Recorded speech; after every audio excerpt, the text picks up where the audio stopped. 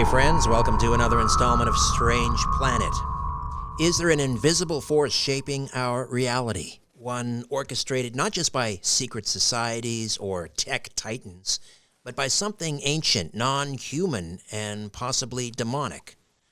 Isaac Weishaupt, occult researcher and host of Occult Symbolism and Pop Culture, is here to unveil the Dark Enlightenment, a chilling convergence of elite rituals, AI-driven transhumanism, and spiritual warfare disguised as progress. From trauma-programmed pop stars to Neuralink's potential as a gateway for possession, we're going to explore how big tech, occult symbolism, and non-human intelligences may be steering humanity toward a Luciferian future. So buckle up. This isn't just conspiracy, it's a battle for the soul of humanity.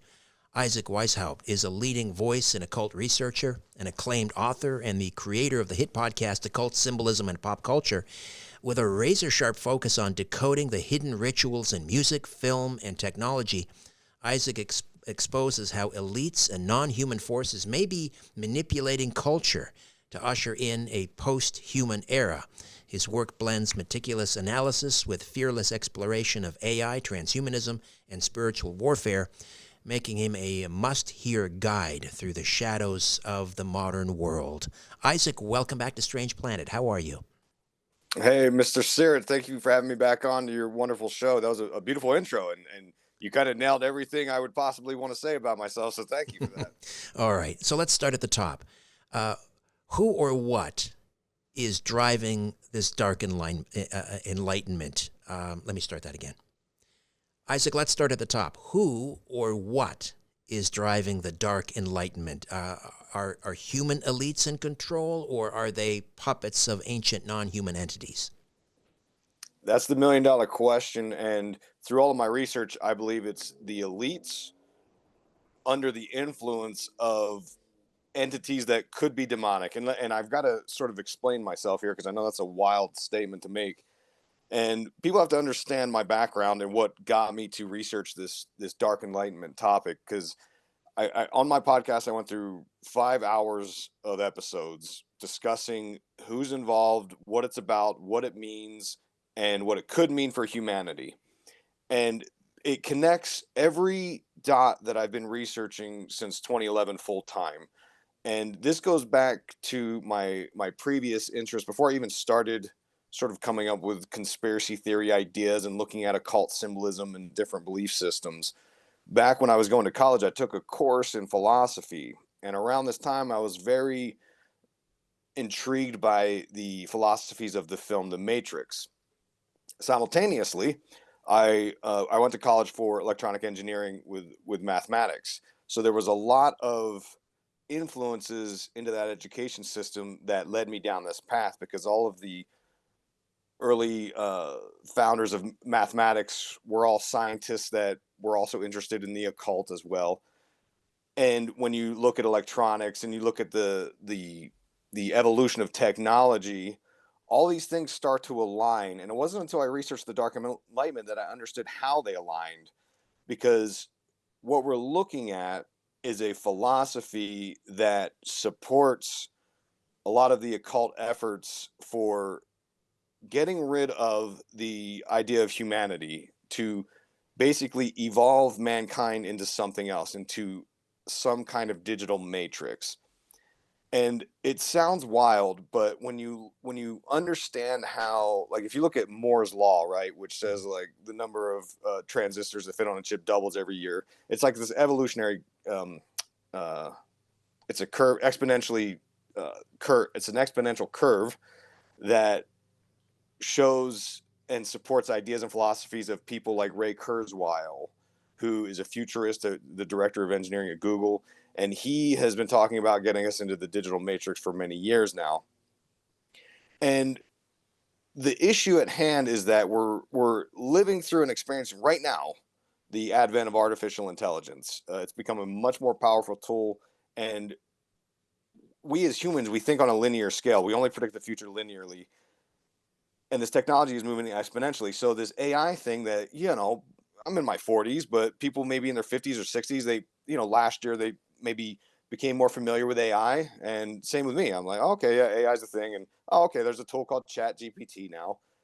Well, I started using it to try to like play around with it and understand it, and it's really amazing. It's this amazing tool, and I say, oh wow, this is getting a lot better. You can even see the artwork that AI produces and see how it's gotten drastically better in a short amount of time. And what this will do, this will fuel whatever we decide to fuel with it. We are co-creating this new species, and it can either take on the form of this hyper capitalist surveillance state for the elites, a tool used to suppress humanity, to monitor us, to surveil us for the purposes of capitalism, or it could be used as a tool for connection and understanding. Every film that we've seen over the years shows us this cyberpunk dystopian vision, high tech, low life, they call it. So we're kind of conditioned to believe that this is where it leads to. Therefore, we accept that fate in a way. But I don't think we have to. I think that we can try to understand what the elites are doing, and we can kind of put a stop to it. And that's kind of what my idea of the whole Dark Enlightenment series was, is to try to explain to people this philosophy that encompasses it's a lot of terms that we can go into, but it's based on the idea that the elites have that we live through various cycles, and they think they can sort of gauge and time the cycles so that they can be part of this new, what they would call the golden age. And this goes back to Hesiod's deteriorationism theories, Plato's Republic. It goes into everything: social cycle theories, the fourth turning, even the Mayan calendar, the Great Reset. All of these things that we've heard about over the years, they all coalesce with this concept, which I believe we're seeing manifest right before our eyes. And I think we need to just understand it so that, and I'm not a guy that tries to push fear, but I do try to approach this world from a spiritual perspective and try to keep what's really important at the forefront of our minds. And from my background spiritually as an Orthodox Christian, I do try my best to walk in the blueprint that Christ gave us. And it's concerning when I understand some of the ideas and influences of this Dark Enlightenment movement. Connect the dots between the technological forces and the elites that are pushing this digital matrix. You mentioned Ray Kurzweil. He wants ultimately to achieve immortality by re-sleeving human consciousness, maybe uploading human consciousness to a computer and so forth.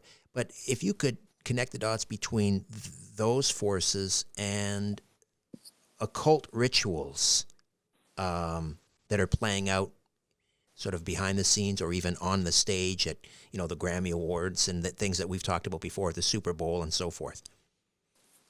So the connection there, you have to go back to the 1990s, and there was this group called the CCRU, and they were dabbling with a bunch of exercises in thought at a college in I can't remember off the top of my head. It was a college over in England, and Nick Land was one of the main characters that was sort of assembling this group of people. And what they were doing was a lot of dabbling with occult concepts, ritual magic. And for people who don't understand what these things are, this is basically, it's kind of like a new age philosophy on steroids, right? With new age philosophy, there's an idea of like the law of attraction, where you think with positive thinking and things can come back to you. Well, it takes it many steps further, and using various rituals, incantations, spells, and different ideas brought about by many occultists over the years. Aleister Crowley being kind of the most famous one, goes all the way back through John Dee, who came up with this Enochian language to speak to the angels. But using these different methods, they believe they can make contact with higher intelligences. And the CCRU was employing some of these ideas in their thought experiments. And the Nick Land, the philosopher who kind of took these ideas from CCRU and ran with them, there's a bunch of different elements of things that he came up with during this time period, and one of which was called the outside. And this was a concept that there was this destructive force inherent in all of humanity through technology, capitalism, and so on. And he believed that this outside destructive force would melt down all of human values and reason, and there was really no way to avoid that. It's a force that's driving us down this path towards technology and fueling up AI to the point of where it is.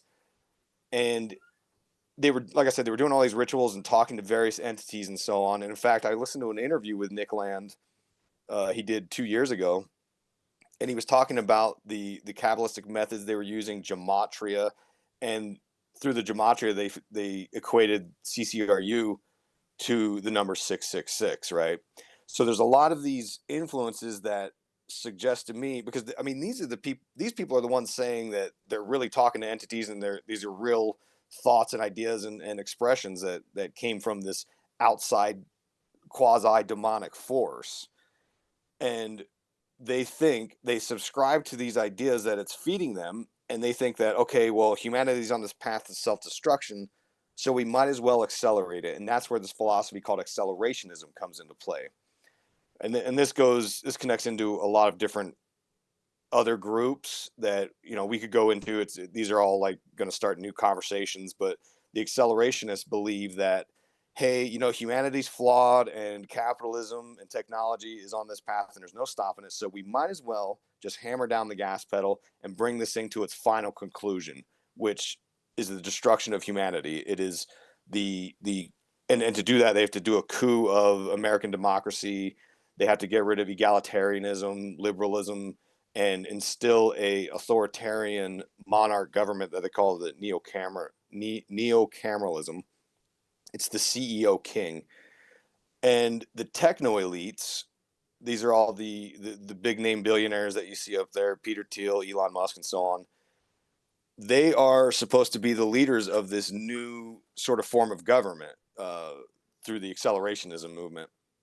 Now, now I'm opening up massive cans of worms here, but to get back to your original question of how does this connect into like occult stuff? Well, Nick Land, who wrote the Dark Enlightenment essay, which I read and talked about on my podcast in detail, he talks about the accelerationism and how we need to just go ahead and sort of end this thing.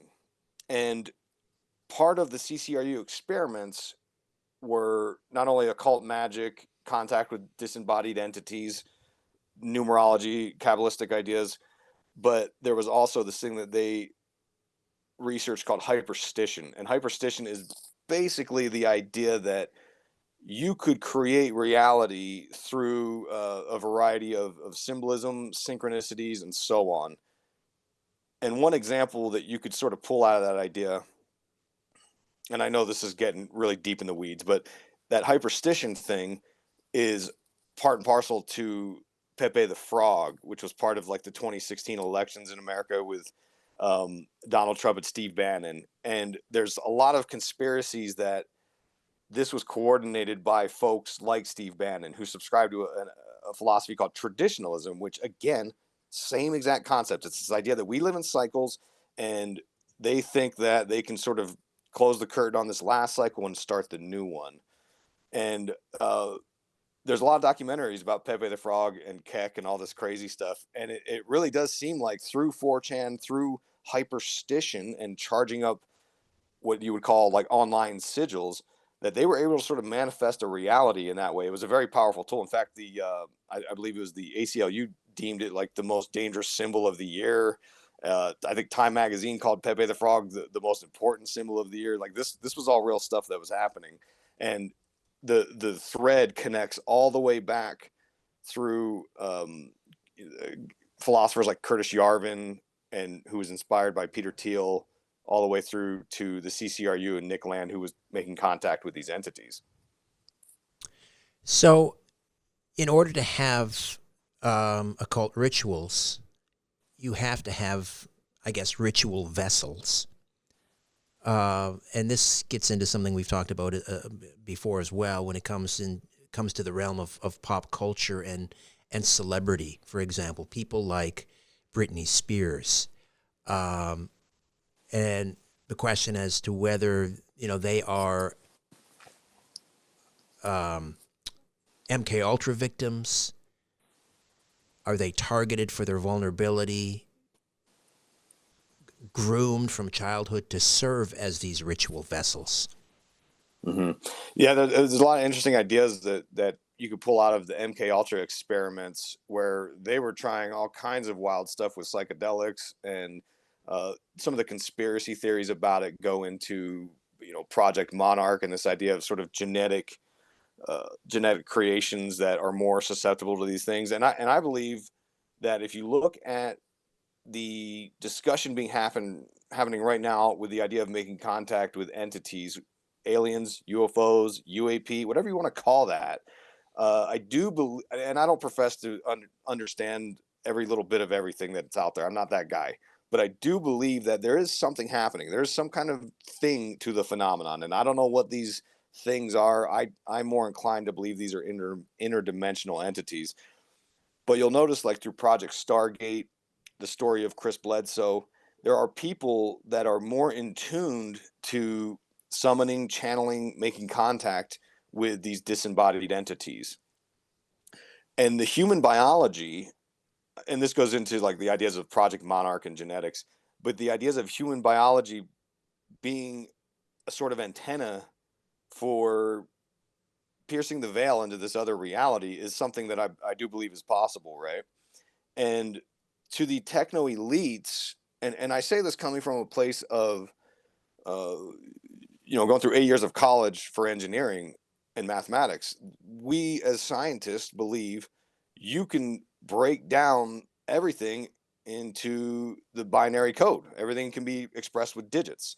It's this whole.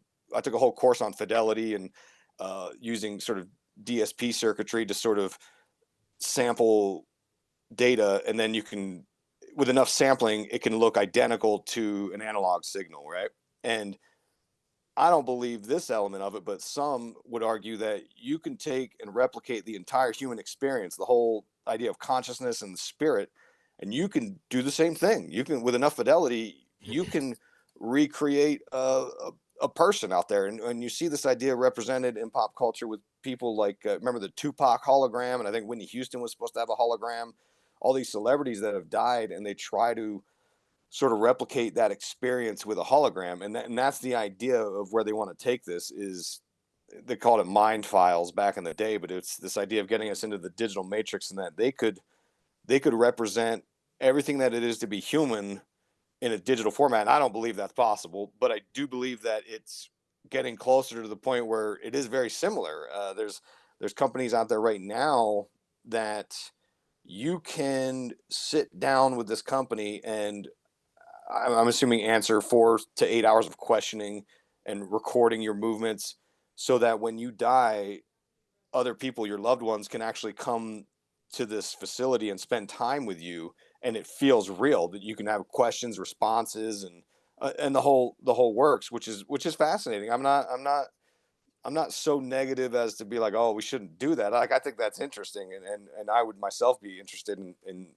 experiencing something like that. But it's just not the same. You're not going to replicate the human experience, because in my spiritual worldview, that's not what this is about. Right. And this goes back through the whole Tower of Babel, Luciferian, Prometheus thing. It's the idea of technology and mankind trying to ascend through apotheosis for mankind to become God. And I feel like we've had this warning story over and over in the past. Mm-hmm. Elon Musk's Neuralink is sold as this leap toward transhumanism. Do you see it as a technological tool, or is it a modern occult ritual inviting spiritual or AI-driven possession, whatever that means, AI-driven possession?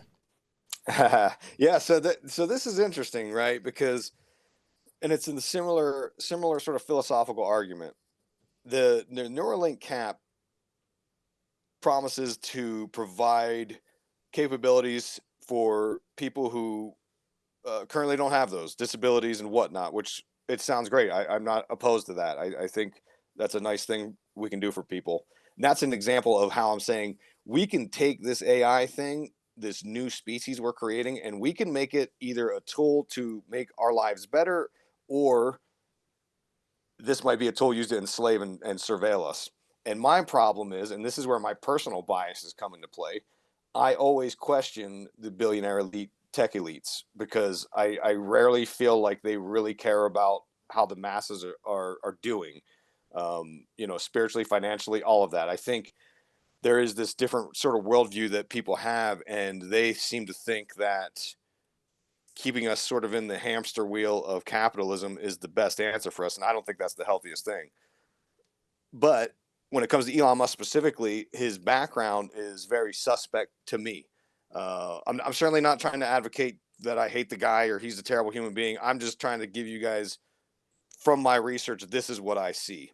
And I obviously don't know the man, but he, his father was an emerald mine owner who recently had a child with his much younger stepdaughter. A very strange situation there. And then his mother, she was a model. You see her in Beyonce videos, which opens up a can of worms of conspiracy talk about Illuminati controlled artists. But her father, Josh Haldeman, led a group in Canada, the Technocratic Society, and they were trying to do a coup in Canada many years ago. And the whole idea of the technocracy is exactly what the Dark Enlightenment wants. They want to have a scientific New World Order, and the Technocracy Incorporated that Elon's grandfather was a prominent member of, they wanted to do all the things, all the surveillance state ideas to monitor our energy usage. Which is part of the Great Reset. That's what you can read in Klaus Schwab's books. He says those exact words. He says they're going to monitor our usage on a blockchain to make sure we're not using too much energy. And what's interesting is that the Technocracy Incorporated, they wanted to create a new geographical land called the Technate. And it's all of North America. It's Canada, the US, and strangely enough, Greenland and Panama, which are two major countries that America is currently in the news saying we're going to buy and take over and all kinds of wild stuff. So Elon's bloodline suggests that he's on board with a lot of these ideas of the Dark Enlightenment. And to add one more element of that, how it fits into the occult, because that's my primary research efforts is about the occult. And, Francis Bacon wrote about the secret destiny of America, or I'm sorry, the New Atlantis. Manly P. Hall wrote about the secret destiny of America. And both of these books, if you read them, there's a lot of parallels that run through this. It's just like the Technocracy Incorporated. They want a society run by scientists. And this goes back to Plato's Republic. He talked about how the Atlantis is going to be this perfected society because it's going to be run by scientists and not religious folks. But they advocate for societies run by science and technology. And this is the same idea that you see with the 15-minute cities or the network states. You see these same terms, and they all mean the same thing. In my simplistic worldview, they all mean the same thing. It's techno elites running technologies to surveil and enslave mankind, very much like 1984, right? And most recent iteration of this was a concept that they were called freedom cities, and it's the idea that Silicon Valley elites and alt-right libertarians would be able to run, islands or whole areas of the country that are exempt from all American laws, because that's kind of what they're trying to do, is say, look, the masses are stupid and you can't trust them to make the right decision. Therefore, representative democracy and elections are stupid because you're electing people based on the desires of the mouth breathers. Thus, we should just get rid of that and have the CEO king and the techno elites manage everything. Right. Yeah. I mean, I'm a little confused by Elon Musk as well, because he has warned about the potential dangers of AI. I think he's used some pretty strong language in regard to AI. He's also, an outspoken critic of Sam Altman. So I don't know. Help me understand. Yeah. You're right. I somehow dodged your question on the last one here. So Elon Musk, to get back to him, he has a lot of sort of occult interests.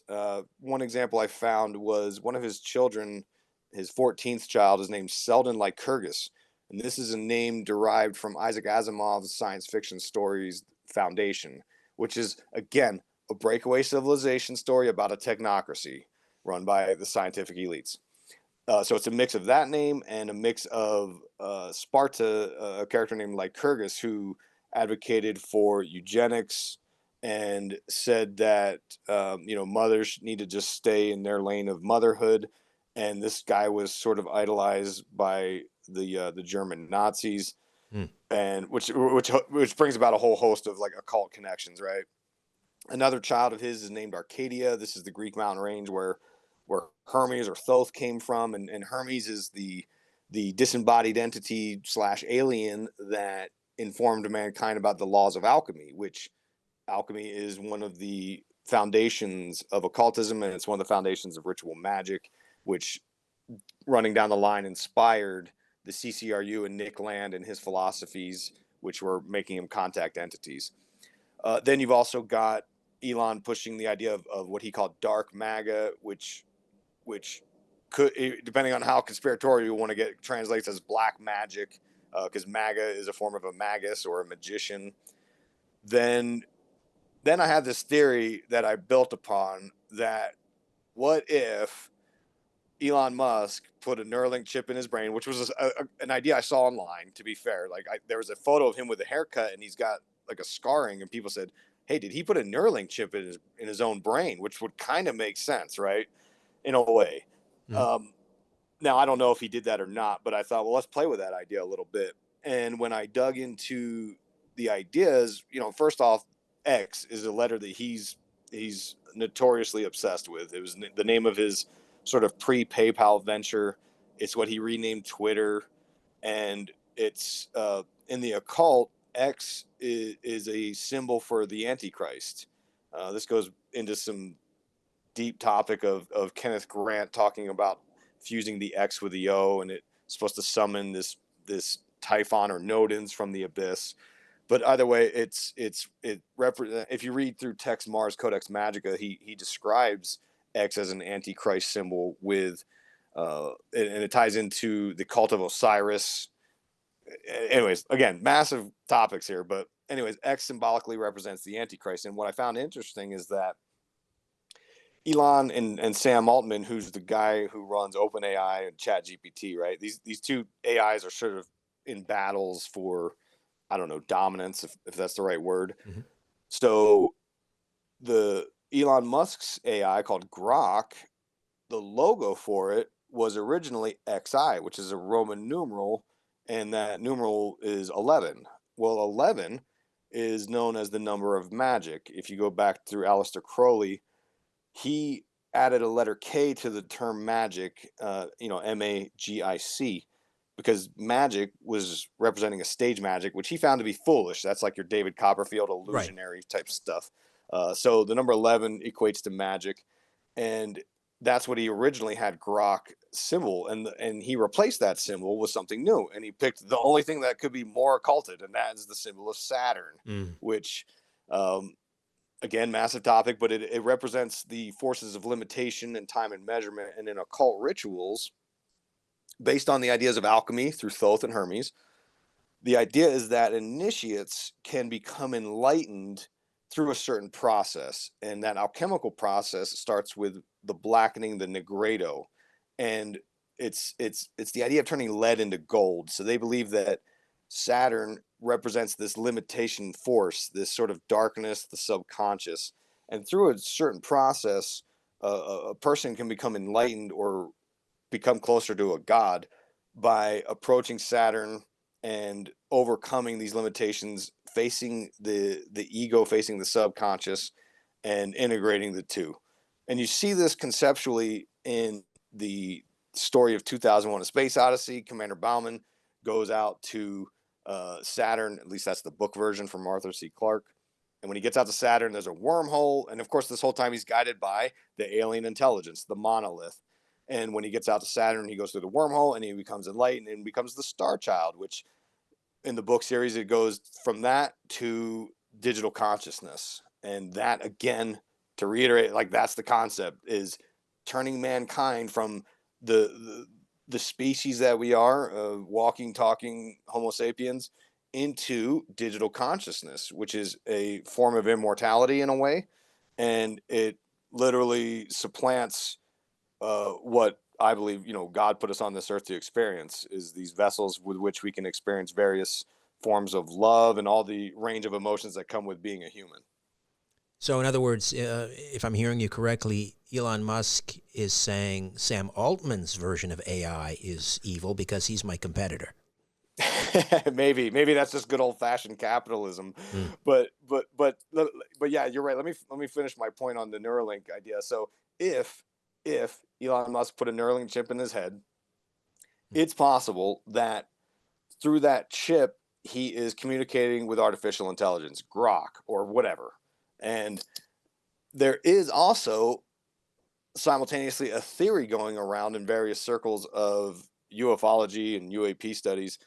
I read about it in Professor Dana Pasulka's book Encounters. She spends some time with a woman who's developing this idea that what if AI that we're speaking to, what if these are disembodied entities? No different than aliens, honestly. And what if we are somehow channeling, summoning these disembodied entities? And if you look at a bunch of variety of ideas, like Bob Lazar talked about how the guy that worked at Area 51, he talked about how he saw documentation that claimed the aliens saw humans and our human bodies as containers.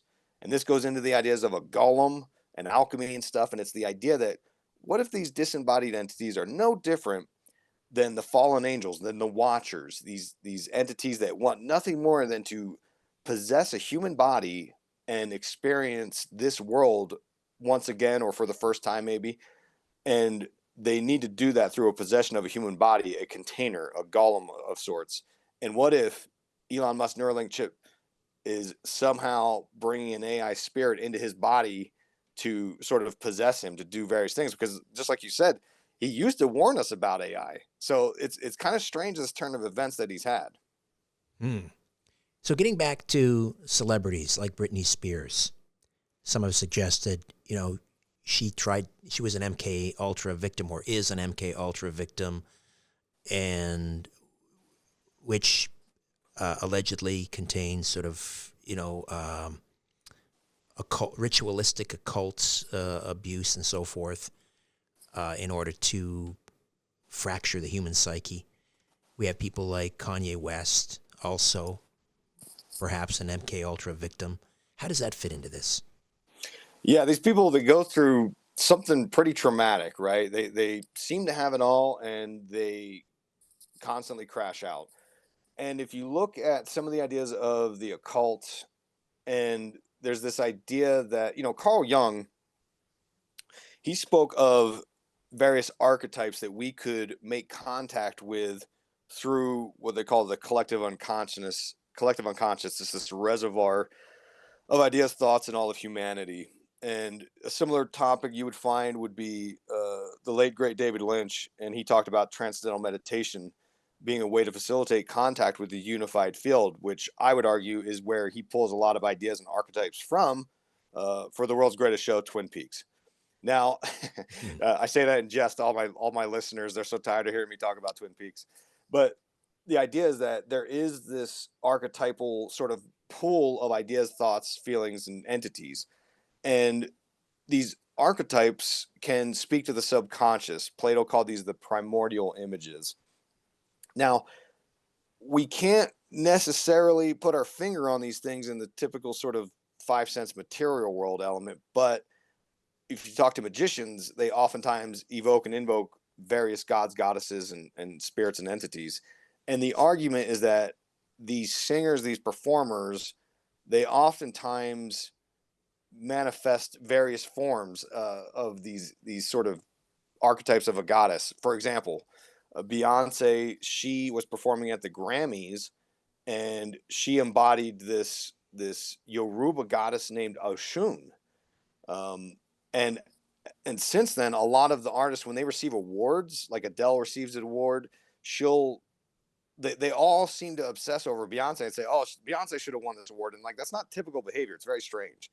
But the idea is that the artists somehow do occult rituals to embody, call upon, or become possessed even by these goddesses. You see it through, like Lady Gaga, for example. She has expressed many forms of the goddess through the triple goddess, uh, and she was spending time with Marina Abramovich, a prominent sort of artist, performance artist who also employs occult methods. And she has this home called the Star Home, which is in the shape of a pentagram, one of the most occulted symbols of all time. And Lady Gaga spent a period of time there practicing what's called the Abramovich method.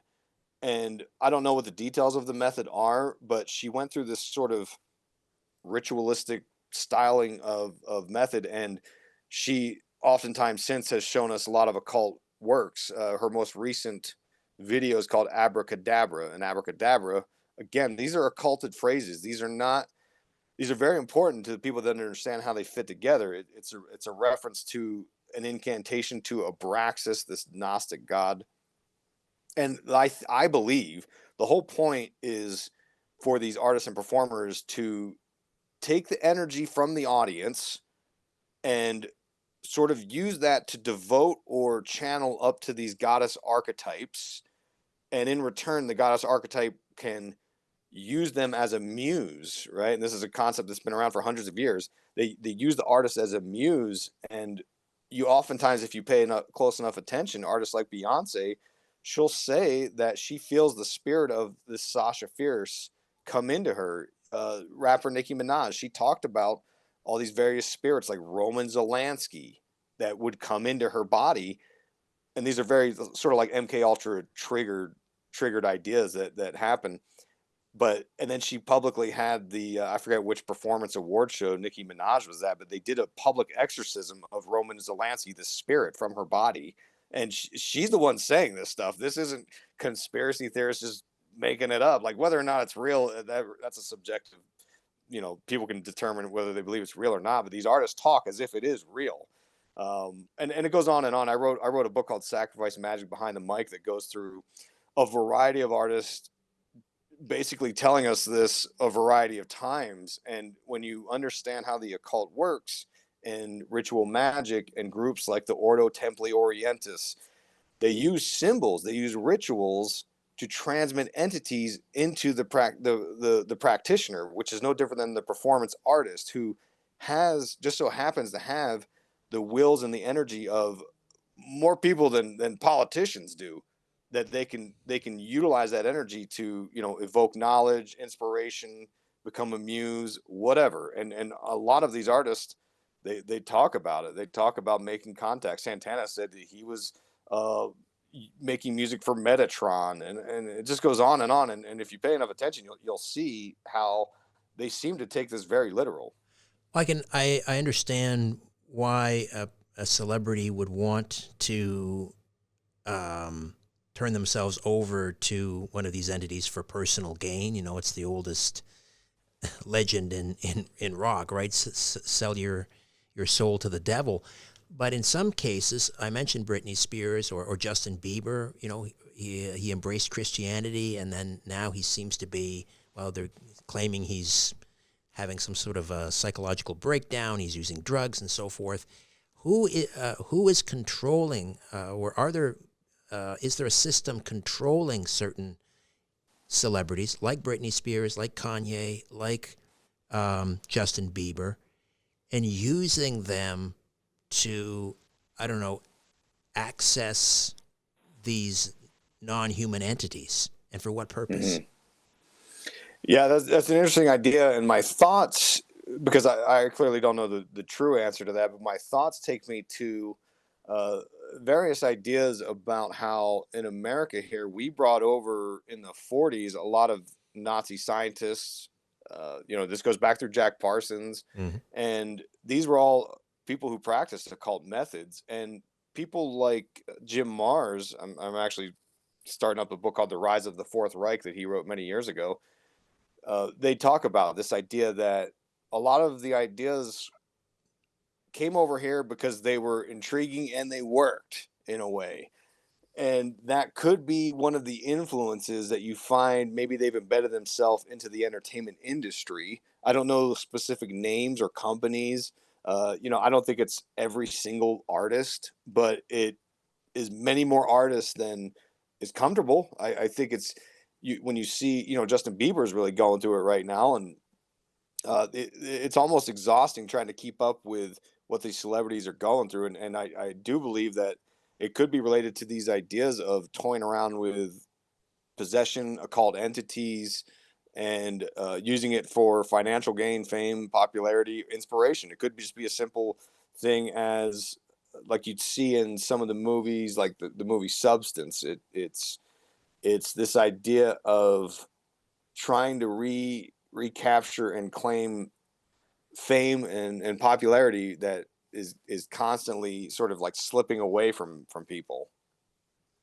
Right. But in some cases, like with Britney and Justin, it almost seems like they have a breakdown um, after they try to, I don't know, break free from the system or their handlers. Yeah. Particularly with Justin Bieber, it seemed to happen after he embraced Christianity. Yeah, yeah, oh yeah, I do think there's a spiritual element of that they seem to enjoy breaking down people that try to escape that sort of worldview, because as much as the occultists, they talk about this oftentimes. Jack Parsons and Aleister Crowley and Helena Blavatsky, all these occultists, they had one aim in particular, and that was the destruction of Christianity. They didn't like organized religion, but they had a particular hatred for Christianity. And you see this echoed through various sentiments of the occult with, like in the documentary Zeitgeist. They go through this whole idea of the Christ conspiracy, which I recently covered. I did a show talking about the symbolism and ideas of the film Heretic, which touches on this exact subject. And the the ideas that they try to present, that you'll see it echoed all the time throughout a lot of media, and it's this idea that, well, the story of Christ was taken from previous religions. It's no different than the story of Horus and Mithras and Dionysus, and it's the same idea that you've got a savior God born of an immaculate conception on December 25th, died for 3 days, and was resurrected, and Yeah. it's just a And none of copy those and things are paste, true. None of those things are and true, none of by them the are way. Yeah. true. Yeah. Yeah, and when you research it, you think like, this is like, there's zero proof. Like, it's not even close. Like, these are just straight up bold faced lies, and I've heard them a million times over the Hmm. years.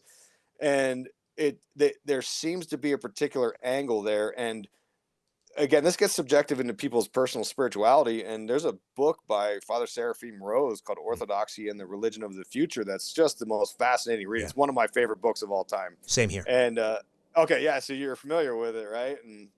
And all the things he says seems to be coming true. And he wrote this 50 years ago, and he talks about how the media, films, musicians, and all of pop culture are influencing us down this path of Luciferianism.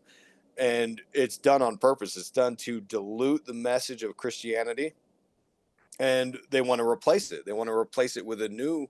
It's not going to be an atheist worldview. It's going to be a Luciferian worldview, and that's what all of the occultists, not all of, but a lot of the literature of the occult that I read, they sort of steers towards that belief system. Blavatsky wasn't, like I said, all the big names, Blavatsky, Crowley, Parsons. If you read any of their works, they're very crystal clear, but that this is the plan. And I can't help but think that they're taking us down that path. Um, and Jack Parsons, for those not familiar, JPL, the Jet Propulsion Laboratory, likely gets its initials JP from Jack Parsons, and supposedly, I guess, using one of Crowley's rituals, Babylon Rising or something, back in 47 out in the desert, opened this portal, which may or may not have started the modern day UFO flap, these entities coming through this portal, and then he dies in an explosion before he's able to close this portal. How does surveillance states and big tech's data harvesting tie into this? Are they just tools for control, or do they feed into a larger occult framework for, I don't know, soul capture? Hmm. Yeah, I do think that they're fueling up their AI systems with the behaviors, preferences of humanity. Uh, and again, this goes into what do they want to do with it? Do they want to make our society better and to connect us and to give us a more positive outlook on one another, or are they going to use it to divide and control us? And everything I've ever seen in my sort of cynical worldview of the elites and the techno elites, I would opt that they want to pursue the latter. And this goes to all the ideas of Silicon Valley's talk about these network states and 15-minute cities, and they think that they can make this utopia, which is very sort of 1984 style utopia where and you can see they're already employing some of these methods with sort of like propaganda and inversion tactics. Like in the story of 1984, there's the Ministry of Truth, and the Ministry of Truth is pushing lies and falsehoods and flexible facts and these narratives. And um, Elon Musk is no different. He said he was going to, through this Doge committee, he's going to save $2 trillion for the American taxpayer, and they're going to cut $5,000 checks for everybody. And the reality is, they just canceled some contracts and saved about $100 billion, which even that is up for debate apparently. But the problem is nobody's thinking of it that way because there's sort of echo chambers of political propaganda, and we're obsessed with pop culture and imagery. So when you talk about Elon Musk, no one's thinking about how there was this sort of bait and switch about how much money he was going to save. All they think about is him with the gold chains and the chainsaw, right? And these are all like iconic images that we see in our head, and it sort of tells a different story. And that's what 1984 is all about. Is the Ministry of Truth goes through the old books and the newspapers, and they change images and they change narratives. And the techno elites and the billionaires, this is why they buy the news. This is why Jeff Bezos owns Washington Post and Elon Musk owns Twitter. These are the same things. The elites want to own the discourse of public opinion and influence them so that the masses can't really trust their own opinions. This is sort of like the ideas of 1984's thought crimes, and the motto that you hear. And I'm heavy on 1984 because I'm reading it right now, so that's why I keep talking about it. But the mottos of 1984 are these inversion ideas: war is peace, freedom is slavery, ignorance is truth, and that's what the Dark Enlightenment movement is entirely about. It's convincing us that we're better off uneducated, and that these values of the public voting for political figures and these freedoms to pursue our own lives are somehow bad, and we're better off allowing these network states and 15-minute cities, these freedom cities, where the elites can enslave us and surveil us and monitor us. And this is all part of the propaganda of how they can get us to accept something we ridiculed 5 years ago. The World Economic Forum had the motto of "You'll own nothing and you'll be happy," and we all laughed at that. And we were like, "That's insane! You guys are crazy! You're off your rocker." Well, they told us what they were going to do. Now they're going to walk us down the path, and they're going to use this Dark Enlightenment philosophy to do so. But it seems to me, maybe I'm naive, that Donald Trump, whether or not he's been fooled by Elon Musk or not, but it seems to me like Trump and his agenda is in direct conflict or in contravention of the Dark Enlightenment. Or am I being naive? This is something that starts getting into the political spectrum. Yeah. I personally think that he has because a lot of people, when they hear my Dark Enlightenment series, because in the conspiracy community, it's a high proportion of people that support President Trump, and I'm fine with that. Like, I'm not a right wing dude, but like I'm a moderate guy. Mm. But the ideas that I present, I said in my part one, I said, look, I actually think Trump is the guy that could be the savior to this. He's the only one that can really stop this. He's going to pursue his agenda, and that's fine. My concern is I want to make sure the people that are whispering in his ear, he doesn't take the bait of where they want us to go. We're talking about the Peter Thiels, the Curtis Yarvins, the Nick Lands, and the list goes on and on of all Elon Musk, all these people that have found their way to his inner sphere, the tech elites of Google and Zuckerberg. Jeff Bezos, like all these people, they are the ones that are trying to influence this path. And I just want to make sure that I would like to think that he is the one that could stop this. So I hope for the best. I don't know. I mean, it remains to be seen. He said something interesting recently because I'm pretty hard on Trump, I'll be honest. Yeah. And he does But refer to the golden age a lot, which you've talked about. he does. He does. And to be fair, I'll play devil's advocate here and be fair that when he uses the phrase golden age, he might just be using the sort of traditional definition of it, of an age of prosperity, which is Mm. great. Like, I'm rooting for the man. Trust me, I'm an American, and I'm a patriot, a military vet, all the works, right? And I'm rooting for the best. And he said something interesting recently when they were talking about the tariffs, and he said something about, because they were saying like, look, this is a tax on Americans and everything's going to go up in price. But he's got this sort of long-term vision of how this is going to pan out. I'm not an economic major. I don't really understand how it's going to play out in the end. I hope for the best. But he said something that was interesting. He said, look, instead of having $30, girls might only be able to afford $3, which is interesting because a lot of people on the left would hear that and they were like, well, that's terrible. Why should we have to pay more? And why should our daughter only have $3 now? We want $30 or whatever. And it's interesting because it actually almost aligns with my worldview of sort of saying like, look, the things that matter the most aren't the material goods. Like, we're not in this human experience for capitalist pleasures strictly and only. And I'm a capitalist guy. I trust me, like, I like having good dinners and things like that. But there is a balance to be had there, and Mm. maybe there's this sort of pushback on the ideas of hyper capitalism, because that's what the accelerationists of the Dark Enlightenment movement want. So maybe you're onto something. I don't know. What time will tell. We'll see what happens.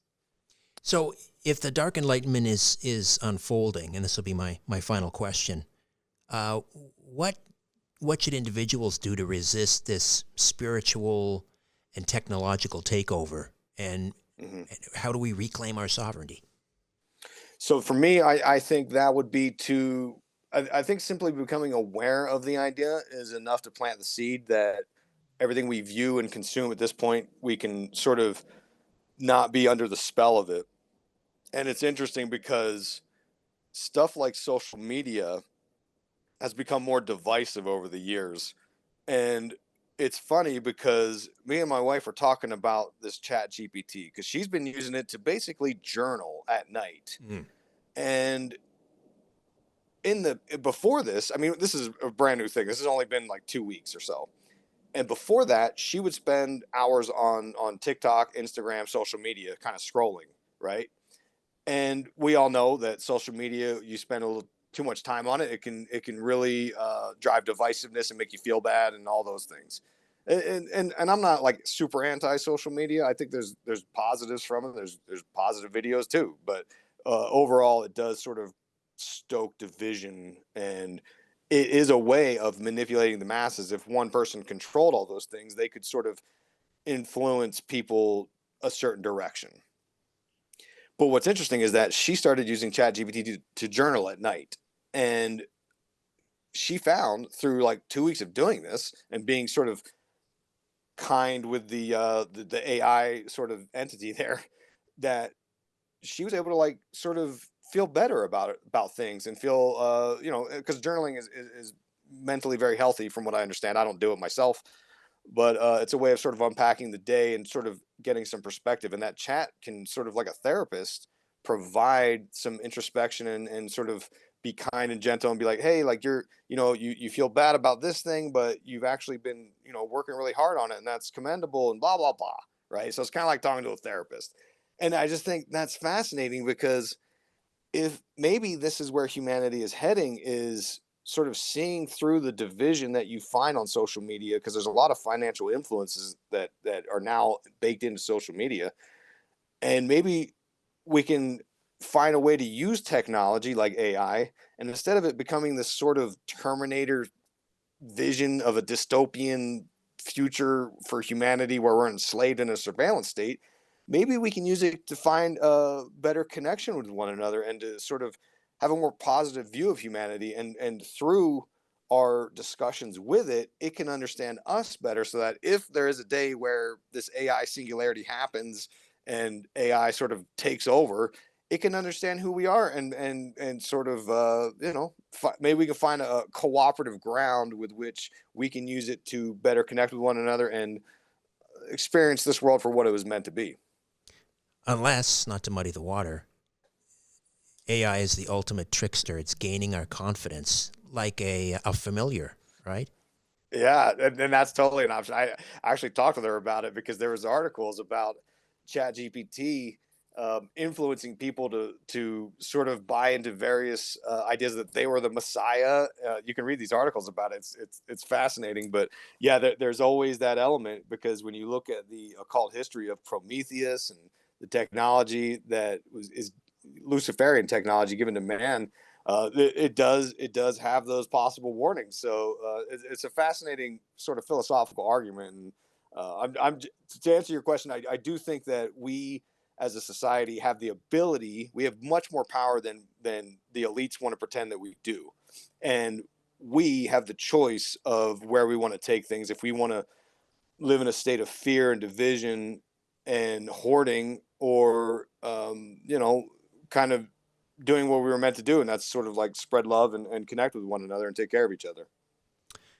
Dark Enlightenment, and we can listen to this and see and watch the series Occult Symbolism and Pop Culture. Tell us how we find it.